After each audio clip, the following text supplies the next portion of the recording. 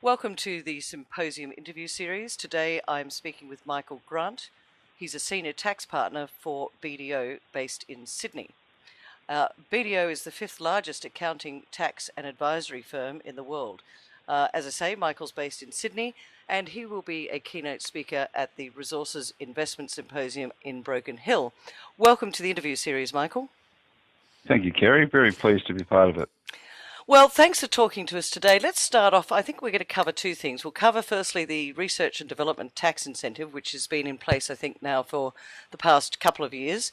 And then I want to move on to the proposed Exploration Development Incentive. So let's start with the Research and Development Tax Incentive. How's that working so far? Well, it's interesting. They basically rewrote the rules back in 2012, and so they were seeking to, in some ways, limit the existing scheme, but also to provide additional incentive in that scheme. So there's some upside in relation to the new rules, but there's also some potential downsides. So the upside, it's basically they've increased the deduction percentage from 125% to 150%. They've increased what is considered to be a small company from a $5 million turnover to a $20 million turnover for people who can get access to cash. And there is the ability, it seems, that what's called the carry-forward tax credits that arise out of this new scheme, they're excluded from the carry-forward tax losses regime, which means that if companies change ownership and their business changes, which often happens in exploration companies when they need to be recapitalised, these tax credits potentially are not lost, unlike tax losses, which in the old scheme, the R&D incentive just formed part of the tax losses of the company. So some upside. What's the downside? Well, the downside's in relation to not everybody is entitled to cash. Only the smaller companies are entitled to basically a cash credit refund, roughly 45% of their R&D spend, and companies that are bigger than 20 million turnover, they can't get any cash back, but they get this ability to carry forward this credit to offset against future tax liability. Now, the thing is with that is that you're not actually able to include these tax credits in your losses going forward. So if you never pay tax, then these tax credits are not actually useful to you. Right. The other thing is that they've also tightened up the definition of how you still get into the game in the first place, and so there's you've got to have core activities, and then there's this tricky thing called supporting activities, which you require some fancy wording around. Does it directly relate, and is there a dominant purpose? And look, I'd like to talk probably about that. I think in the main talk when I do it, and raise a couple of examples to explain what all that means. But the government were concerned under the old rules that it was a little bit too wide, and they certainly wanted to tighten things up, especially in the resources area, because one of the specific exclusions from core R&D now is exploration activity, and so that means that if you can't actually generate R&D research and development claims when you're exploring. It's only when you get past that stage that you may be entitled. Yep. So that's different. So, but that's the basis of an interesting discussion. Well, now I know why people need companies like BDO, because it's actually about the interpretation of the provisions rather than just looking at the overall scheme. I'd like to move on now to what's getting people quite interested at the moment from both an exploration company side but also the investment side, which is this proposed exploration development incentives. And as we know, that is meant to encourage investment into new junior explorers. Can you walk us through, in the next couple of minutes, just a brief overview, because I know you're going to talk about this in Broken Hill, but give us a flavour of what you're going to be talking about. Well, yes, it's interesting. I mean, what we've got at the moment is a discussion paper which sort of sets out the government's views on the broad scheme as to how it would operate, but they've also asked for input from industry on certain issues that they haven't made up their minds about.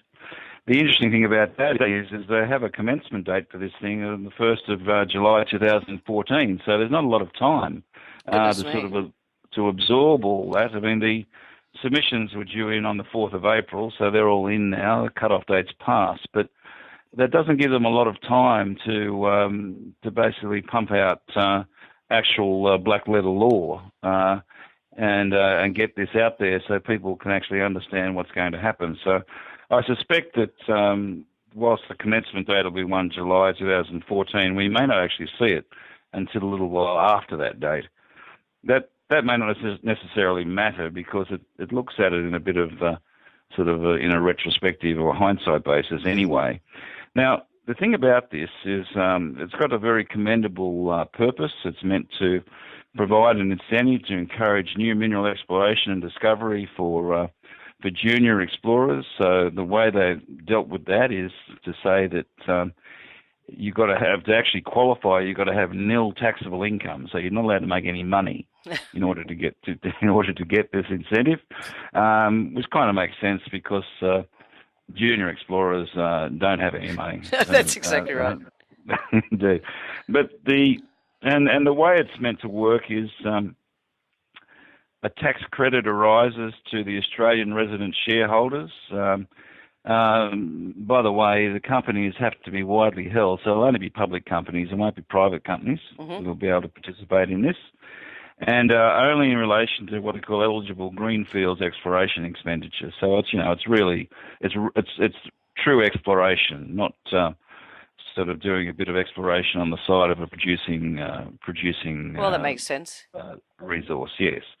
Now the issue though, the big issue is the government's only set aside $100 million over 3 years for this incentive. So fundamentally, they've said in this paper $25 million in the first year, $35 million in 2015 year, and $40 million in 2016 year. Now, we all know that that $100 million is effectively a drop in the bucket. Absolutely right. So the way they're going to deal with that is, if, for example, there are $200 million worth of claims in the first year, then everything will be scaled back so that they can only give away $25 million worth of benefit. So that means that it creates a lot of uncertainty for investors in this scheme because they won't actually know what the tax credit they're going to get until well down the track after the company's filed its tax return and other relevant supporting documentation to prove up their particular claim. Then they've got to get the claim in for all the industry. So I guess I'll have to have a cut-off date for that. And so what it does is... Let me stop you there for a moment. Where did the number 100 million come from? I mean, do these people actually understand the exploration industry and the sort of costs involved? Because, as you say, it's a drop in the ocean. Well, look, Kerry, this is basically the government's set itself a budget, and that's all it's set aside for this measure at the moment. I think we're hearing all the time from the Treasurer in particular that they're going to have to cut back this and cut back that. So in particular, they're cutting back a lot of incentive to industry generally. They're not supporting industries that traditionally have been supported, like our car industry, and so therefore there's not a lot of money to spend to spend around. Although maybe our junior explorers will be concerned about $12 billion being spent on jets. But having said that, if our country gets invaded, then maybe they won't have anything to actually mine. Yeah. So the $100 million has been set by the government. Obviously, it's up to them whether they can actually make that bigger, and I guess it's up to the various lobby groups, of the industry lobby groups, to perhaps push for that number to be a bit bigger. But of course, it has to be paid for. Yeah, well, that's right. The money's got to come from somewhere. Well, clearly, Michael, you're going to be speaking in a lot more detail at Broken Hill in the symposium about this. It certainly sounds like it's a topic which will have a lot of questions for you, and Yes. we look forward to seeing you in Broken Hill. Would you like to just finish off with one final comment? Well, it's interesting that we're going to have the budget come down between our conversation today and when we present at Broken Hill. So I'll be able to bring some update in relation to this area, or both of these areas, in relation to any comments or changes that the budget brings down. So that'll be a bit extra to be talked about. Okay, well, it sounds like your talk's going to be extremely timely. Thank you for talking with us today, Michael. Okay, thank you, Kerry.